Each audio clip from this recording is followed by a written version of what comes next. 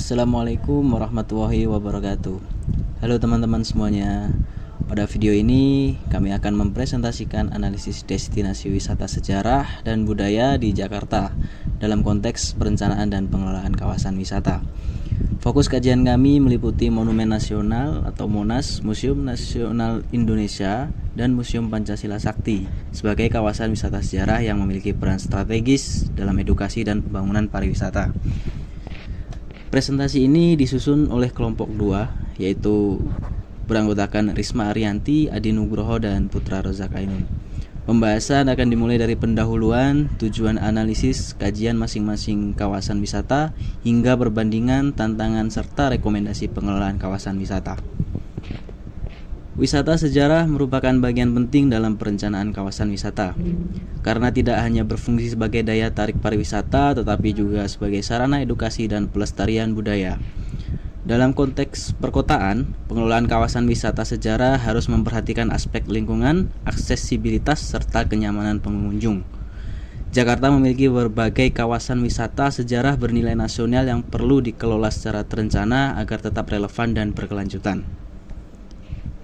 Tujuan analisis ini adalah untuk mendukung perencanaan dan pengelolaan kawasan wisata sejarah di Jakarta.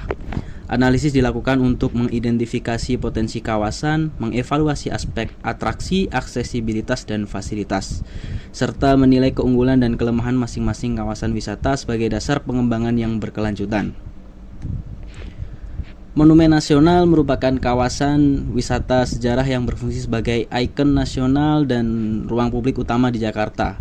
Kawasan ini memiliki nilai simbolis yang tinggi, museum diorama sebagai sarana edukasi, serta peralatan puncak yang menawarkan panorama kota.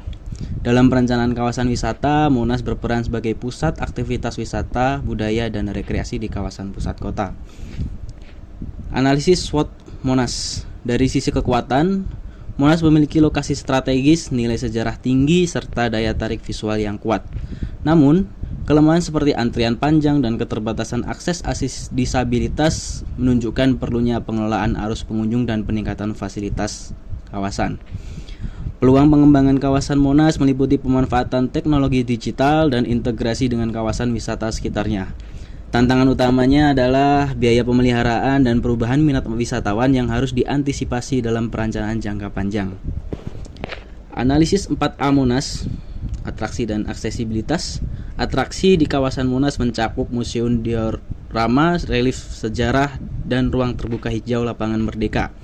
Dari aspek aksesibilitas, kawasan ini mudah dijangkau dengan transportasi umum, namun masih diperlukan peningkatan akses ramah disabilitas sebagai bagian dari perencanaan kawasan yang inklusif. Analisis 4A Monas, amenities dan ancillary.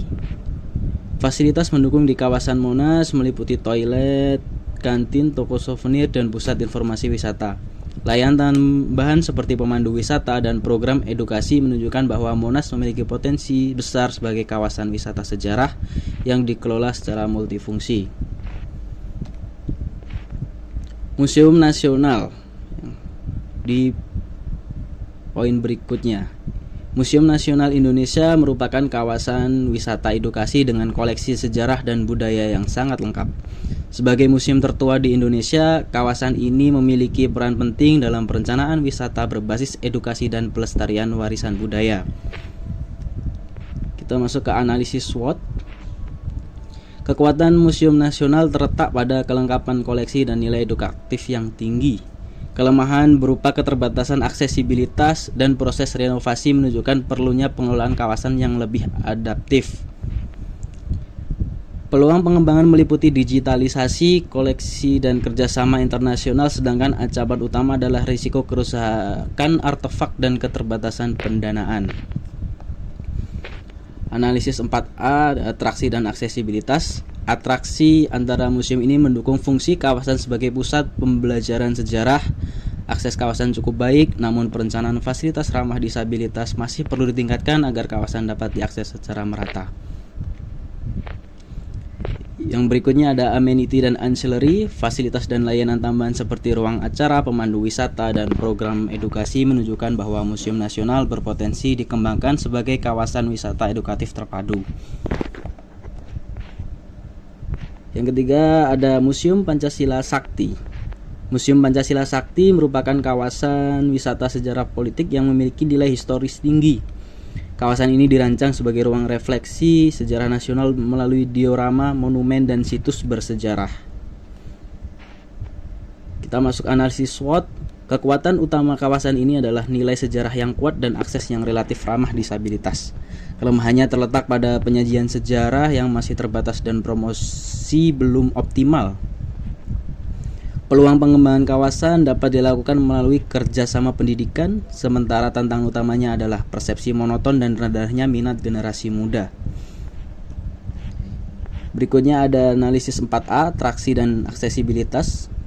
Atraksi di kawasan ini mendukung fungsi edukasi sejarah nasional, namun jarak yang cukup jauh dari pusat kota menunjukkan pentingnya perencanaan akses dan waktu kunjungan dalam pengelolaan kawasan wisata.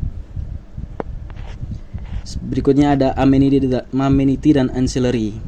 Fasilitas dan layanan tambahan di Museum Pancasila Sakti mendukung kegiatan edukasi dan peringatan nasional sehingga kawasan ini berpotensi dikembangkan sebagai kawasan wisata tematik.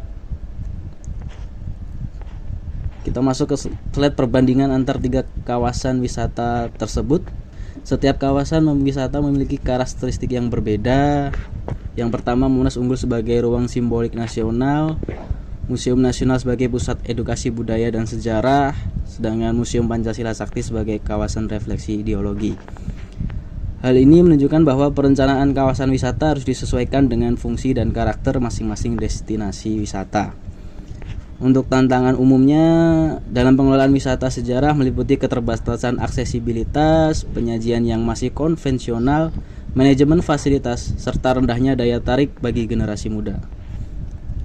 Untuk kesimpulan dan rekomendasi, ketiga kawasan wisata memiliki nilai strategis dalam perencanaan pariwisata Kota Jakarta.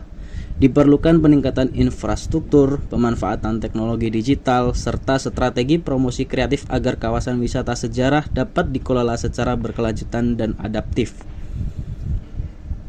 Sebagai penutup, demikian presentasi mengenai perencanaan dan pengelolaan kawasan wisata sejarah di Jakarta. Terima kasih atas perhatiannya. Kami mengucapkan wassalamualaikum warahmatullahi wabarakatuh.